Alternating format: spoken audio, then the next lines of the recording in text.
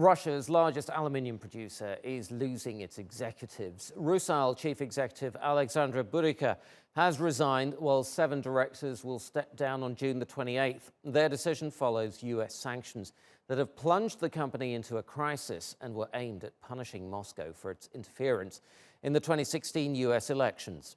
The president of Rusal, Oleg Deripaska, and his business empire were put under US sanctions on April the 6th, which cut them off from dollar transactions and the global market.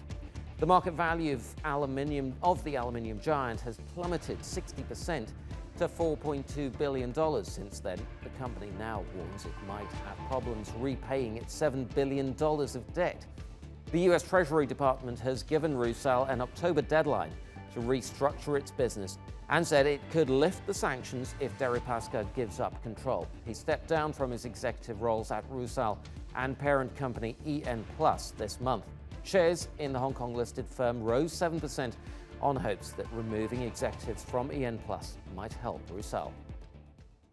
Jessica King joins us now from Moscow. Hello there, Jessica. So what has the Russian government been saying about the Rusal decision then? Well, one of the Russian finance ministers has said today that it was a good decision that the chief exec and 7 of these board members have stepped down.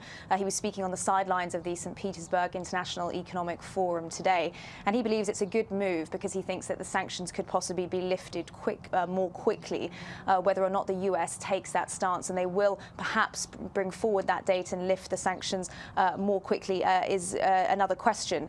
Anton Sulyanov also said that there could be support in the forms of loans from under general market conditions for Rusal, a sign that Russia is ready to support these companies which have been hit hard by the US sanctions.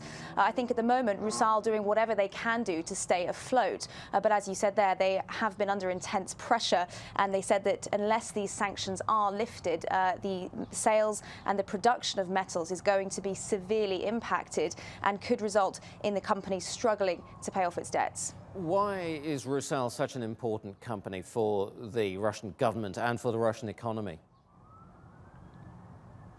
Well, it's the biggest aluminium maker in Russia, and it produces around 7% of the world's aluminium. So a huge company, important for Russia and for Russia's economy. It has obviously been under all this pressure since those sanctions were announced by the US, with many international buyers trying to cut ties with Rusal. So the company's stock lost about 2/3 of its value in the wake of that announcement. And this is, bad for the government, bad for the economy. And it comes at a time when President Putin is really trying to bring the economy out of what has been a very sluggish time and bring it back on track. And this wave of US sanctions that we've seen hitting Russia have, of course, had an impact. I think it's also about saving face for the Russian government, and they have recently been talking about their own counter-sanctions against the US to try in some way and sort of hit back and have an impact there too. Okay, I think we're going to have to leave it there. Jessica King in Moscow, thank you so much.